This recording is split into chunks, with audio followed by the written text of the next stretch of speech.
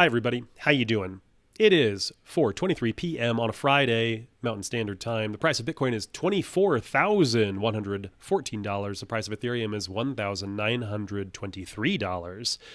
Prices are up, maybe sideways, but generally speaking, things are doing well recently. We've seen a general trend up over the past several weeks, which is a good thing. It's nice to see. I know we say this all of the time in the Bitcoin space, but I don't have great confidence that we're going to see Bitcoin below current prices again. But then again, I've been wrong about that plenty in the past. Don't look to me for any kind of prognostications about exactly what the price will do. All I can do is guess like the rest of you. But in the long run, it's up. All right, let's talk about what we have in the news. Beyond the price, there is this. Dang, says Kobe. I am paraphrasing. The arrest of the suspected developer of Tornado Cash, as though software development were a crime. Yikes. The Dutch government agency responsible for investigating financial crimes said it has arrested an individual suspected of being a developer of the U.S. sanctioned crypto mixing service Tornado Cash, in a move that has rattled some crypto and privacy advocates. Well, you don't say. They arrested a software developer for developing software. Good grief. Why would anybody be concerned? Why would anybody be worried? Somebody who developed a privacy tool? Hang him. Burn him at the stake, of course. That's what the state wants to do. The Fiscal Information and Investigation Service said Friday that the arrested 29-year-old man is suspected of being involved in, quote, concealing criminal financial flows and facilitating money laundering through the popular crypto mixing service. Multiple arrests are not ruled out, it said. The agency added that it arrested the individual in Amsterdam. It will be very interesting to find out, if we ever do, whether this individual really is just guilty of developing software or whether they actually knew about a specific instance of money laundering and they somehow helped facilitate that beyond software development, right? Software is speech. Freedom of speech is protected. Software shouldn't and really can't, not effectively, be outlawed. It will be very interesting to see what the details of this are. It reminds me of something that happened years ago. Charlie Shrem. Do y'all know who Charlie is? In 2014, Charlie Shrem was arrested for money laundering. U.S. government agents have arrested Charlie Shrem, the CEO of Bitcoin exchange BitInstant, charging him with laundering money for customers of online drug bazaar Silk Road. Again, this was a long time ago, 2014. I met Charlie when I was filming my 2013 production was in 2013, documentary Life on Bitcoin, where we lived on Bitcoin for 3 months right after getting married, me and my wife. We traveled the country, we traveled the world, we talked to experts and all kinds of people along the way. Charlie was one of those. We met Charlie in Atlanta at a Bitcoin conference there. He was one of the speakers along with myself. Charlie was really interesting. I've mentioned him, I've talked about him before, maybe you're already familiar. If you're not, I do recommend Ben Mesrick's book, Bitcoin Billionaires. He's one of the central players. He's one of the main characters, along with the Winklevoss twins and Eric Voorhees. I've met most of these people. I have not met the Winklevoss twins. Charlie was interesting. Charlie actually gave us a ride to the airport. He had a driver. I think it was just an Uber. Him, his girlfriend, me, my wife, a couple of people in our production crew. He'd obviously been drinking, something that if you read Bitcoin Billionaires, you'll find out he is no stranger to and thoroughly enjoys. And he talked pretty extensively about how he was trying to be compliant with the difficult money laundering laws, but he was doing everything he could. Well, it didn't keep him out of prison. He did get arrested in 2014. It was more or less a home lockup situation where he had to wear one of those ankle cuffs and stay at home, I think literally in his parents' basement. Ugh, mortifying. Now, Charlie just ran the service. I don't think Charlie was actually facilitating this in the sense that he was colluding with criminals. But we're seeing the same thing here. Is this just a software developer, or is this somebody who is in a back room dealing with criminals, helping them clean up their dirty money? This is not a good precedent. Not Grubles, at Not Grubles on Twitter. Apparently somebody I follow, not somebody I've really been aware of, but I do follow them. He said, we just witnessed the death of Buterin-style protocol figureheads, not privacy tools or their development. And he's right. The Ethereum community loves Vitalik Buterin. He's the godfather of of Ethereum, and the entire community looks to him as their de facto leader. They would crown him their king if he would let them. They would put him fully in charge. They have no problem with that. They really like having a figurehead, not just a figurehead, but an actual central leader. And that's the crux, isn't it? That's the important word, central leader. You see, Bitcoin had a founder, but that founder disappeared. Satoshi Nakamoto is nowhere to be found. We don't even know who he is. I believe central governments do know who he is, but I think they also know that he's likely dead and has destroyed his private keys. So there's no going after anything that he left. Bitcoin is now thoroughly decentralized in a way where you really can't go after the head of the person involved. One interesting thing, this ties into my broader talk about centralized authorities and how they're coming for your money. The IRS now hiring 87,000 additional agents who will be armed, by the way. That's a scary thought. The IRS as enforcers with weapons.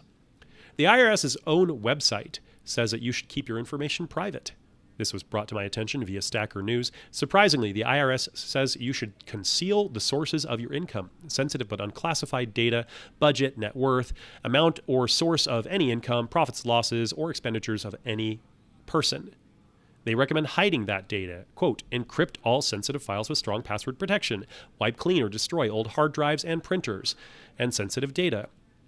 Limit access to sensitive data to those who need it.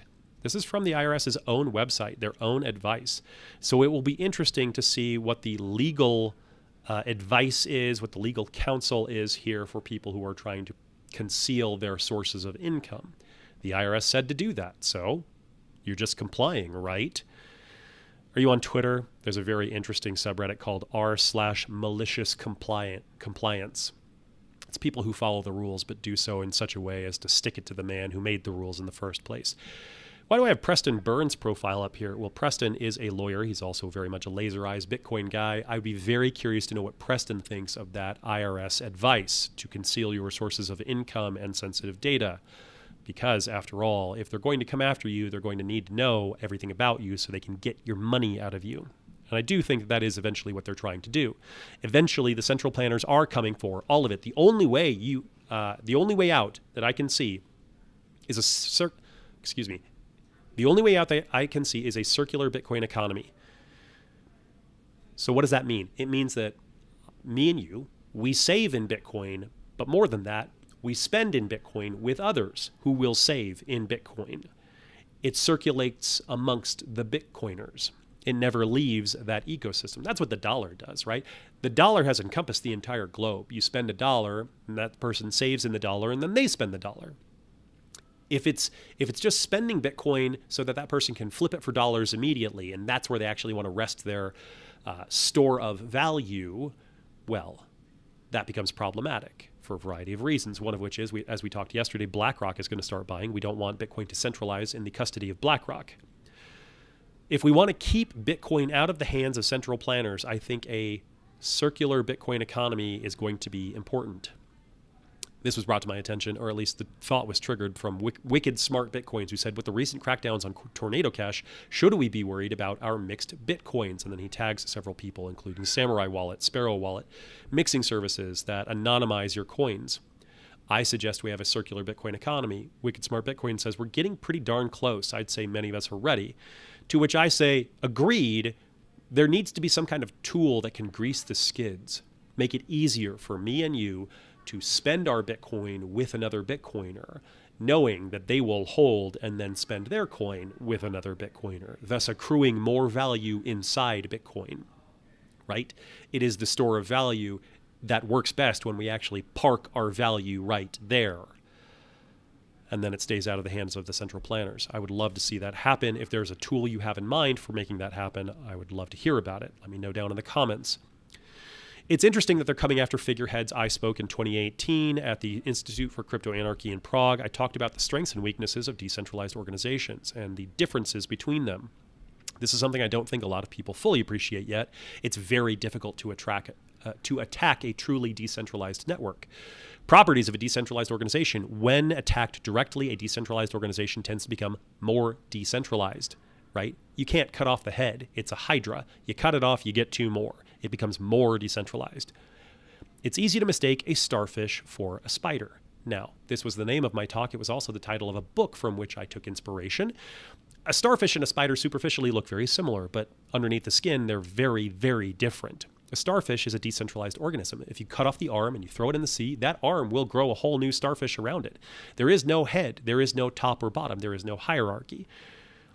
If you attack it, it will decentralize even further. A spider, on the other hand, while superficially similar, if you cut it in half, it's dead. We want headless organizations. We want starfish, not spiders. An open system doesn't have central intelligence. The intelligence is spread throughout the system. So you need to build in a way that your network has robust intelligence throughout, that each part knows how to play multiple roles. Open systems can easily mutate and adapt into something else if they need to. There is no rigid approval process. There is no person at the top that needs to give you permission to do what you need to do. People just do it, and whatever works sticks. Decentralized organizations can grow very rapidly and can take over before anybody is ready. And this is what I hope happens to Bitcoin. I would love to see this happen to a circular Bitcoin economy. Suddenly we wake up one morning and people realize that the people around them, they're all using Bitcoin. Man, wouldn't that be wonderful? Something else that's going to be important here is pseudonymous identity, which I did a whole video about not that long ago. I drew inspiration again from Balaji Srinivasan, who is very much a recurring character in this live stream. I think Balaji is a genius. The world needs to be paying attention to him. I need to be paying more attention to him. I need to finish his darn book. It's taken me forever to get done with that. I'll finish this weekend. Commitment. Finish Balaji's book. If you're interested in pseudonymous identity, at least the very high-level idea, I would definitely recommend checking out my video on the topic, pseudonymous identity in the crypto world. And then I would suggest dipping your toes in, finding tools and start experimenting with it. I need to do the same. I've done that a bit. I need to do it a bit more. Sometimes I question why I'm even doing this channel with my own face and voice and name. Yikes. Is that going to come back and bite me? It might. Here's a separate topic. Researchers claim that Bitcoin's Lightning Network has a vulnerability that could result in $18 million in double spend. Yikes. From this article on cryptoslate.com, researchers at the University of Illinois have discovered vulnerabilities in the Bitcoin Lightning Network that result in the theft of 750 Bitcoins, roughly $18 million. The two researchers published a paper where they explained the vulnerability in the Layer 2 network using a hypothetical case where malicious nodes can collude for an attack. Quote, a coalition of just 30 nodes could lock the funds of 31% of the channels for about 2 months via a zombie attack and could steal more than 750 Bitcoins via a mass double spend attack. According to the paper, a zombie attack is a form of vandalism that congests the network and makes the Lightning Network unstable. Now, this does not sound good. Like I said, I haven't really even heard of criticisms of the Lightning Network until fairly recently, but now it appears that as it's gaining more traction and gaining more popularity and adoption, it is coming under scrutiny, which is good. We want researchers finding these vulnerabilities so they can be patched and fixed, and I believe they will be. Lightning Network continues to roll on and be adopted. Purse.io, a very OG entity in the Bitcoin space, now fully integrated Lightning and is available on their service. If you're not familiar with Purse, they allow you to buy things on Amazon using Bitcoin. You can also lend. Oh, it's a trifecta situation: a buyer, a seller, a buyer, an intermediary, and Amazon. That's what it is.